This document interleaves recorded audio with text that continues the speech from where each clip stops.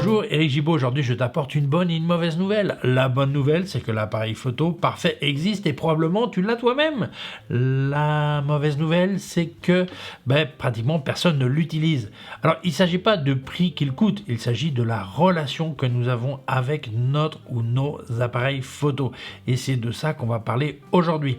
Mais avant, je viens remercier mon sponsor Arvia, écoledephotographie.com, qui permet de te former à la photographie. Mais je te raconte tout ça en fin de vidéo. 2 points importants si tu n'arrives pas jusqu'à la fin. Si tu veux utiliser ton CPF, compte personnel de formation, et l'utiliser à la retraite, n'oublie surtout pas de t'inscrire avant ton départ en retraite, parce qu'une fois à la retraite, on ne peut plus utiliser le CPF, il y a d'autres moyens, mais pas le CPF. Et autre point important, pourquoi attendre la retraite pour se former? Tu peux déjà profiter de ton CPF, et du moment que le pécule couvre le prix d'une formation, tu as juste à rajouter environ 103 € à celui-ci pour en profiter. Et d'ailleurs, les demandeurs d'emploi n'ont pas à payer cette somme, donc ça serait dommage de ne pas te former. Mais je t'explique tout ça en fin de vidéo. Je te laisse leur téléphone qui est gratuit, quand tu appelles, c'est sympa de dire que c'est de ma part, le email, le site web, aussi un lien vers leur forum photo qui est en français, qui est gratuit. Je t'invite à t'y inscrire et participer. Allez, c'est parti. En fait, on se rend compte qu'on vit dans une société obsédée par leurs résultats. Et en photographie, c'est pas une exception. On veut les meilleures photos, les photos les plus professionnelles, les photos les plus incroyables.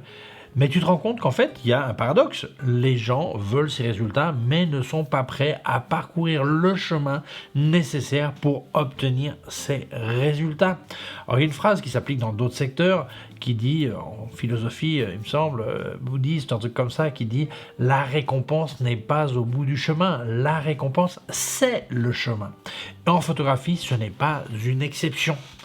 Et si les gens ne comprennent pas ça, eh bien, ils pensent que la clé du résultat, c'est l'appareil photo. Et en fait, non, c'est le chemin. Donc, on va voir tout ça. Je pense qu'il faut comprendre que l'appareil photo, il faut le voir comme un associé, comme un couple, ton mari, ta femme, ou peu importe le terme que tu utilises. Et je dis souvent, il faut le voir comme ça.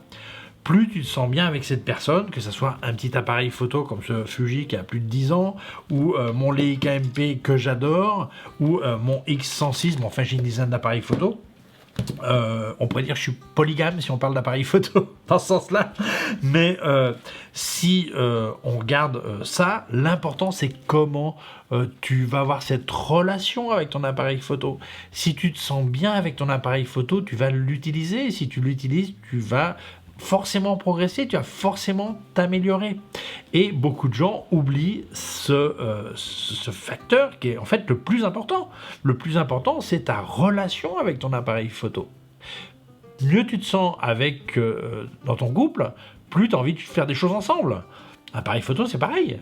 Mieux tu te sens avec ton appareil photo, plus tu vas le faire. Et ça n'a rien à voir avec le prix de l'appareil photo, ça n'a rien à voir avec plein de choses techniques, ça a à voir avec des sensations. Et ça, c'est super important. Si tu te sens bien avec l'appareil, tu vas forcément faire des photos, tu vas forcément t'améliorer. Si à chaque fois que tu prends ton appareil photo, tu sens que les boutons sont pas bien placés, qu'il est déséquilibré, que les menus sont compliqués, tout ça, tu vas pas avoir envie de faire des photos avec ton appareil photo. Cet appareil photo, il n'est pas parfait pour toi. Ça va pas cet appareil photo. Et il faut bien comprendre ça, que ça c'est l'élément clé. L'élément clé. Et de plus tu vas connaître ton appareil photo, plus tu vas te sentir mieux avec. Donc ça, c'est très important. Une bonne relation avec l'appareil photo donne envie de faire des photos. Donc si tu fais des photos, forcément, tu vas t'améliorer. Donc tu te rends compte qu'en fait, on est dans une guerre de spécifications. Plus de mégapixels, plus de rafales, plus de rang dynamique, plus de je sais pas quoi, plus de chiffres, tout ça. Mais on oublie la spécification la relation, hein. Quand tu te sens avec l'appareil photo, ça peut être l'ergonomie, ça peut être plein de choses. Et ça, c'est super important. En fait, l'appareil photo gagnant pour toi, hein, je parle pas pour tout le monde, pour toi, c'est pas celui qui a le tableau de comparatif le meilleur. C'est celui qui te fait sentir le mieux. Et ça n'a rien à voir avec le prix. Ça a à voir avec toi. Ça a à voir avec lui. C'est une affaire entre vous deux. Plus tu te sens bien, je vois des gens qui ont des appareils photo que des gens diraient mais c'est minable ce truc. Et ils font des photos fantastiques parce qu'ils se sentent bien avec. Et d'autres qui ont des appareils photo qui sont incroyables, et ils font pas forcément des photos terribles parce qu'en fait, ils ont l'appareil, mais en fait, ils se sentent pas forcément bien avec en l'utilisant. Et ça, c'est la clé c'est le secret du résultat. Le meilleur appareil photo, c'est celui qui donne envie de faire des photos. Alors, attention, moi je parle d'appareil photo, mais c'est un tout en fait. C'est aussi les objectifs que tu utilises, les accessoires, le sac à dos, le trépied et tout ça. C'est-à-dire que si tu ne prends pas en considération tous ces éléments de comment tu te sens quand tu l'utilises, eh bien, ça va faire que tu vas pas te sentir bien. Si ton sac à dos, c'est un truc qui te fait mal quand tu marches 3 km, tu vas pas faire 3 km pour faire des photos. Tu vas abandonner cette idée, tu vas faire autre chose, et pas forcément les photos que tu voulais faire. Donc, ça va te freiner forcément. Donc, c'est un tout. Il faut te sentir bien en symbiose avec ton matos. Si ton appareil photo te freine, peu importe sa qualité. S'il te freine, il y a un problème. Après, il y a la réalité qui dérange. Il y a plusieurs points importants. Beaucoup de gens ne veulent pas se former. Et ils ne comprennent pas pourquoi se former. C'est indispensable de se former. Regarder des vidéos sur YouTube, je te dis merci, mais c'est pas suffisant. Regarder des vidéos sur YouTube, c'est un départ pour ensuite, toi, pratiquer ce que tu as écouté. Essayer les conseils que tu as entendus, les appliquer, les pratiquer, les mettre à ton goût, les mettre à ton style. Parce que sinon, c'est comme dire quelqu'un qui dit moi je suis un grand cuisinier, qu'est-ce que tu cuisines ? Je lis énormément de livres de recettes. Ouais, mais tu cuisines toi ? Non, mais tu lis des livres de recettes, donc je suis un grand cuisinier. Ça n'a aucun sens. Écouter des gens qui te racontent plein de trucs sur la photographie, c'est très intéressant. Mais si toi, tu fais pas de photos, réellement pour tes photos, ça t'apporte quoi ? Il faut pratiquer, c'est indispensable. Tu dois faire des photos. Si tu fais pas de photos, ça sert à rien d'écouter des vidéos et lire des livres.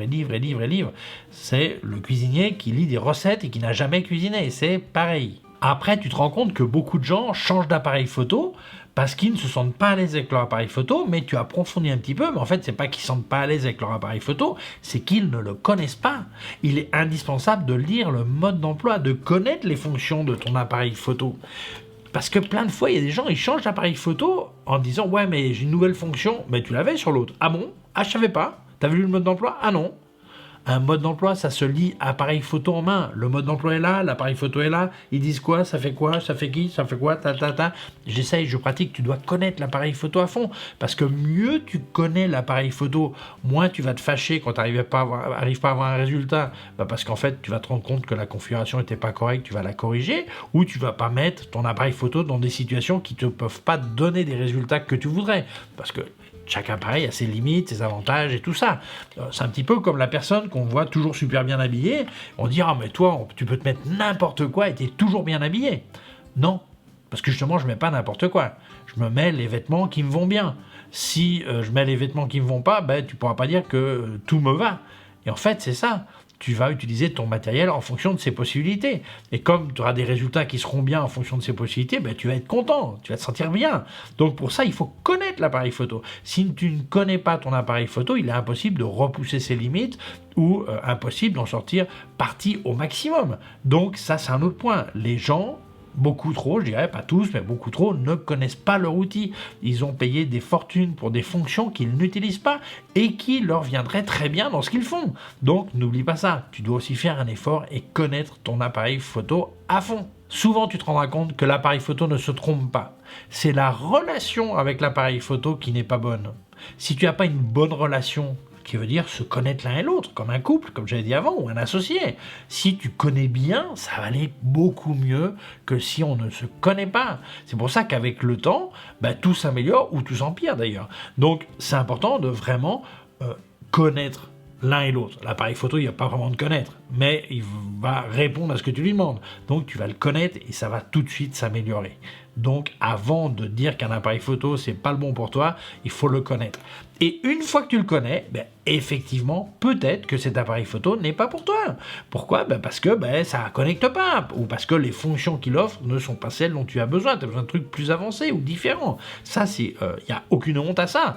Mais au moins, tu peux dire, je connais cet appareil à fond, et cet appareil ne me correspond pas. Ou au contraire, celui-ci qui a priori, c'était pas pour toi, finalement tu le connais tellement bien que c'est parfait. La symbiose est excellente. Si jamais tu voulais me filer un coup de main, n'oublie pas que j'ai activé la zone membre de ma chaîne. Pour seulement 1,99 € par mois, tu me files un coup de main. Alors, il y a un petit bouton rejoindre dessous et je mettrai une petite étoile à côté de ton nom. Comme ça, je sais que tu m'aides et je réponds à tes questions en priorité. Mille merci. J'ai aussi des liens affiliés en description. C'est vraiment sympa de les utiliser. Si jamais tu achetais chez Digitphoto, comme à l'écran, là où ça marque code créateur, si tu marques Jibo, ça me file un coup de main. Et si tu as un code promo, il y a une case à côté qui est complètement compatible. D'ailleurs, je les partage régulièrement sur mes réseaux sociaux pour que tu puisses en profiter. Parlant de code promo, avec Eric10, tu as 10% de remise sur Luminar Neo et en plus des offres qu'ils ont, donc tu mets le code de toute façon et tu fais des économies. Et avec Eric20, tu as 20% sur Kenfaith où tu trouveras tous les accessoires de KF Concept et autres marques. Donc profites-en, ça t'aide, ça m'aide, tout le monde est content. Fantastique, merci. Continuons. Ensuite, tu te rends compte que les gens, dans leur apprentissage, ne se fixent pas de but, ne se fixent pas d'objectif. Ils font des photos sans vraiment penser à ce qu'ils veulent faire. Et c'est indispensable de te fixer des objectifs, des challenges, comme on dit, essayer des choses. Trop de gens font ce qui marche parce que ils font que ça. Et un photographe, à mon avis, doit être capable de faire tout genre de photos. Alors évidemment, il y a des genres qui le fera mieux que d'autres, des genres qui lui plairont plus que d'autres, mais il faut avoir une vision globale de la photographie. Combien de fois voit-on des gens qui disent « Ah non, moi j'aime que la lumière naturelle ». Et en fait, tu te rends compte, c'est pas qu'ils aiment que la lumière naturelle, c'est qu'ils ne savent pas utiliser de la lumière artificielle, ils ne savent pas utiliser un flash, ils ne savent pas utiliser une lampe LED supplémentaire. Et en fait, comme ils ne savent pas, ils vont à ce qu'ils savent faire. Donc c'est pas qu'ils préfèrent, c'est qu'ils ne savent pas faire autre chose. Ou vice versa, il y a des gens qui utilisent le flash pour tout, parce que avec la lumière naturelle, ils n'arrivent pas trop à voir comment s'adapter et tout ça, parce que là c'est plus eux qui décident, la lumière est imposée, donc ils ont plus de mal. Donc ça c'est tout ça. En fait, si tu ne t'obliges pas à pratiquer des choses, tu ne vas pas t'améliorer.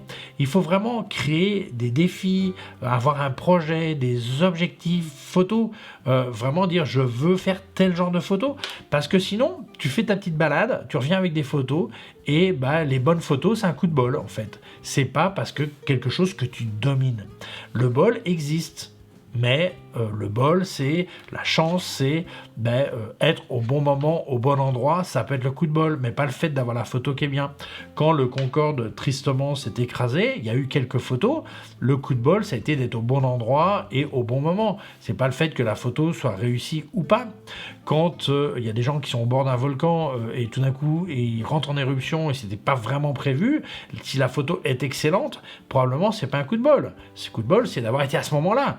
Si on peut appeler ça de la chance, mais la photo, elle est réussie parce qu'il y avait des connaissances techniques, parce qu'il y avait des connaissances dans une situation comme ça où il faut décider rapidement, être capable de prendre la bonne décision, faire le truc bien. Et ça, c'est ça qui est important. Il faut vraiment comprendre ça. Que la chance, si tu dis les bonnes photos c'est du coup de bol, ça veut dire que c'est pas toi qui les fais, c'est la chance qui les fait. Un photographe doit avoir de moins en moins de chance, c'est-à-dire qu'il est capable de faire une fois, deux fois, 1000 fois, 100 000 fois la même photo dans des situations, n'importe quelle situation, et qu'elle soit réussie, parce qu'il a les connaissances pour faire cette photo. Tant que tu dis que la photo c'est du bol, tu acceptes que tu n'auras jamais des bonnes photos, sauf si tu as un coup de bol. Par contre, si tu comprends que la chance c'est quelque chose qui se prépare pour la recevoir, pour être prêt au moment où la chance arrive, faire la bonne photo, parce que tu as les connaissances de ton matos, de la technique et tout ça, c'est plus de la chance, c'est au niveau du timing. Et encore, quand on voit des photos superbes de paysages où tu as la lune au bon endroit, les gens, elle était au bon endroit, au bon moment, quel bol. Quel bol, non, ça se trouve, ça fait 3 jours qu'il fait ses calculs pour savoir où se placer le jour de l'éclipse qui est prévu. Donc, c'est important de bien comprendre ça. Le facteur chance, c'est quelque chose que tu dois oublier. Le facteur chance, ça arrivera. Mais ça doit être un facteur de domination, c'est toi qui domines la situation, c'est pas de la chance. En fait, je pense que le vrai chemin à suivre pour obtenir ces résultats, parce que l'idée c'est d'arriver à des bonnes photos, c'est l'idée, c'est se former. Mais en fait, c'est pas forcément se former pour savoir plus, c'est se former pour douter moins. Quand on doute, on se plante. Prendre une photo, c'est prendre une décision. À quel moment, avec quelle configuration, avec quel matériel, c'est une décision. Si tu doutes, bah c'est trop tard. L'histoire, le moment, la capture, c'est fichu, c'est parti. Donc, il faut apprendre à te former pour ne douter moins. Et à partir du moment où tu vas douter moins, tu vas forcément t'améliorer. C'est aussi simple que ça. Après, la pratique, c'est indispensable de pratiquer. Réfléchir, c'est bien, mais réfléchir sans appliquer, bah ça sert pas à grand chose. Je parlais du chef qui lit des recettes et qui ne cuisine jamais. Ah bah c'est un grand lecteur de recettes, mais c'est pas un chef. Bah là c'est pareil en photographie, tu ne peux pas prétendre t'améliorer sans pratiquer la photographie. Sors faire des photos, c'est indispensable. Et surtout, sors, comme on dit toujours, de ta zone de confort. Lance-toi des défis, des thèmes précis, une série de photos, une thématique. Lance-toi à faire des choses que tu n'as pas l'habitude de faire. Justement, ça va te permettre de t'améliorer et sûrement améliorer les choses que tu fais de manière habituelle. Parce que bah, tu vas apporter des nouvelles connaissances à ce que tu faisais déjà et que tu as attrapé en faisant un autre genre de photo. Donc n'oublie pas ça. Il est indispensable de se lancer des défis, de pratiquer, d'essayer des nouveaux styles et tout ça. Indispensable. Les défis transforment la chance en connaissance. En fait, revenons à l'appareil photo. L'appareil photo parfait, c'est pas le plus cher, le moins cher, le plus récent, le plus ceci, plus cela. C'est l'appareil que quand tu le prends en main, tu dis « Ah, j'adore cet appareil photo ». Et on dit pourquoi ? Bah, je sais pas, je l'adore. En fait, souvent on dit ça qu'en amour, quand tu es pas capable de dire pourquoi tu aimes une personne, c'est que tu l'aimes vraiment. Quand tu parles, parce qu'il est intelligent, c'est de l'admiration, c'est pas de l'amour. Quand tu dis parce qu'il est très riche, c'est de l'intérêt, c'est pas de l'amour. Quand tu dis je sais pas, j'aime cette personne, ça c'est de l'amour. En photographie c'est pareil. Quand tu prends cet appareil photo que j'adore, pour beaucoup il a plein de défauts, pour d'autres il est incroyable. En fait, tu te rends compte que ce moment magique, ce moment, je sais pas pourquoi, mais ce petit appareil photo, ce petit X1 de Fuji, alors j'ai une dizaine d'appareils photo, celui-là, quand je le prends, il vaut pas très cher, j'ai un objectif chinois dessus qui vaut pas grand-chose de prix, je vais faire un tour avec, j'adore l'utiliser. Et pourquoi je sais pas, mais j'aime bien, voilà. Voilà. Bien ça, c'est la relation idéale avec ton appareil photo. C'est la relation idéale. Et en fait, tu te rendras compte que si tu n'as pas envie de faire des photos avec ton appareil photo, probablement c'est pas l'appareil photo pour toi. Mais avant de faire cette affirmation, il faut que tu le connaisses à fond. Tant que tu le connais pas à fond, souvent c'est simplement un problème de relation avec ton appareil photo et non pas un problème de spécificité ou spécification de l'appareil photo.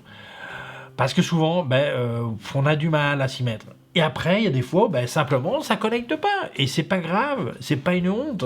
Moi, par exemple, j'ai parlé du GR3 et du GR4 de Ricoh, que je trouve que c'est des superbes petits appareils photo au niveau résultat. Mais moi, je me sens pas bien avec. C'est pas des appareils photo pour moi. Ça fait pas des mauvais appareils photo. Ça fait simplement que moi, je suis pas la personne en symbiose avec eux. C'est aussi simple que ça. Il y a d'autres appareils photo que j'adore et des gens qui détestent. C'est aussi simple que ça. Mais il faut d'abord approfondir cette relation. Si tu n'approfondis pas ta relation avec ton appareil photo, tu vas toujours courir vers le nouvel appareil photo pensant qu'il y aura un miracle. Alors qu'en fait, tant que tu n'es pas capable d'établir une bonne relation, tu ne vas pas pouvoir analyser si effectivement c'est pour toi ou pas pour toi. C'est aussi simple que ça. Donc n'oublie pas ça. Et surtout, n'oublie pas que chaque personne est unique. Si cet appareil photo, je l'adore, ça ne veut pas dire qu'il va être bien pour toi. Si toi, ton appareil photo, tu en es ravi, tu te sens bien avec, ça ne veut pas dire que cet appareil photo va être bien pour moi. Donc, c'est vraiment des choses très personnelles. C'est très personnel. C'est pour ça que actuellement, tu te rends compte que quand on parle d'appareil photo, on se base tous, youtubeurs en tête, sur les spécificités de l'appareil photo, parce qu'il faut bien dire ce qu'il est capable de faire. Mais le chemin qui correspond à la sensation, je la raconte, mais elle correspond à mes goûts. Elle correspond à ma taille de main, elle correspond à ma vision, elle correspond à comment je me sens, à l'aise ou pas, dans des menus, trucs comme ça. Mais c'est pas forcément ton point de vue. Donc, on n'a pas trop le choix que de parler de ce qui compte pour nous-mêmes, parce que je peux pas mettre la place de tout le monde. Par contre, ce chemin, c'est toi qui dois le faire, et tu peux pas dire directement, cet appareil photo, il a telle spécificité, donc je vais être ravi avec. Non, pas forcément. Voilà. Ou cet appareil photo, il lui manque plein de trucs, donc je serais pas bien avec. Non, pas forcément, ça se trouve, tu seras ravi de l'utiliser. Donc, n'oublie pas ça. Il est indispensable de comprendre cette relation. Et n'oublie pas, surtout, que la récompense, c'est pas le bout du chemin, c'est le chemin lui-même. Et tant que tu n'as pas compris ça, tu vas jamais te sentir bien avec ton appareil photo. Donc voilà, j'espère avoir apporté un petit peu à ta vision de la relation avec un appareil photo. J'espère que cette vidéo t'a plu. Mais avant de te dire au revoir, je dis merci à mon sponsor Arvia, écoledephotographie.com, qui permet de te former à la photographie. Donc une grande partie du chemin, c'est important. Et ce n'est pas que de la théorie, tu as aussi des exercices pratiques à faire que tu devras monter sur leur plateforme. Et ce sont des professeurs diplômés en photographie qui te corrigent. D'ailleurs, tu as une réunion virtuelle de temps en temps avec ton prof qui dit ce qui va, ce qui va pas, qui t'encourage et tout ça. Enfin, le boulot d'un prof. Alors, ils ont 6 types de formations, depuis devenir amateur averti, comme on dit, jusqu'à professionnel. Et les formations durent entre 8 et 12 mois, suivant celle que tu choisis.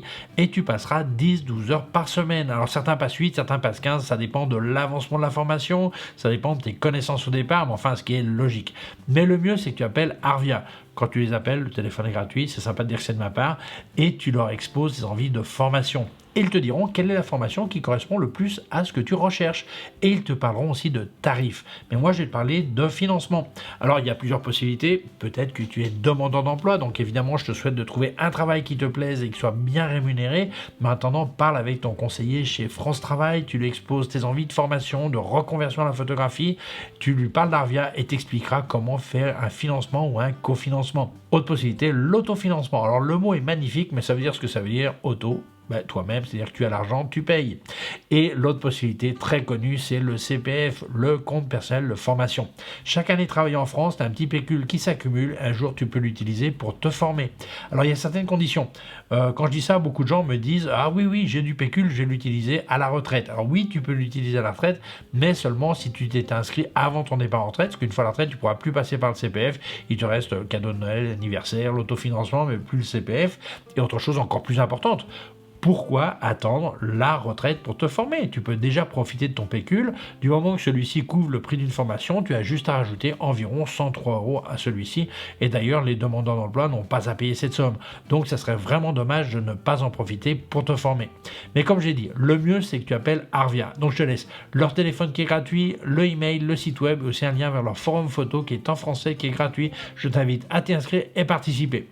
Et bien voilà, merci Arvia d'avoir sponsorisé ma vidéo. Merci à toi de l'avoir vu. Si tu penses qu'elle peut intéresser d'autres personnes, je t'invite à la partager sur les réseaux sociaux. Si tu ne l'as pas encore fait, je t'invite à t'abonner à ma chaîne YouTube. Il y a un petit bouton par là et une clochette. Si tu appuies sur la clochette, tu recevras un avis quand je monte une nouvelle vidéo. Mon site web erigio.com/fr pour la version française. Mes cours de photographie en vidéo erigio.com/fr/cours en ligne. Si tu as une quelconque question, tu peux laisser un commentaire dessous. Je te rappelle que j'ai activé la zone membre de ma chaîne pour juste 1,99 € par mois. Il y a un petit bouton rejoindre dessous. Eh bien, tu recevras une petite étoile à côté de ton nom, comme ça je sais que tu m'aides et je réponds à tes questions en priorité. Mille merci. Je te laisse aussi des liens affiliés en description, s'il te plaît, utilise-les et si jamais tu achetais chez Digit Photo, ça serait vraiment sympa. Comme à l'écran, là où ça marque code créateur, si tu marques Jibo, ça me file un coup de main. Si tu as un code promo, il y a une case à côté qui est complètement compatible, qui dit code promo. D'ailleurs, je les partage régulièrement sur mes réseaux sociaux pour que tu puisses en profiter. Parlons de code promo, n'oublie pas, avec Eric 10, tu as 10% de remise sur Luminar Neo. En plus des offres qu'ils ont, donc mets quand même le code, tu fais encore plus d'économies. Avec Eric 20, tu as 20% sur Kenfaith où tu trouveras tous les accessoires de KF Concept et d'autres marques. Profites-en, ça t'aide, ça m'aide, tout le monde est content. Mille merci. Je te laisse aussi un lien de mon compte PayPal au cas où tu veux faire un don. Merci beaucoup, prends soin de toi et à très bientôt. Ciao.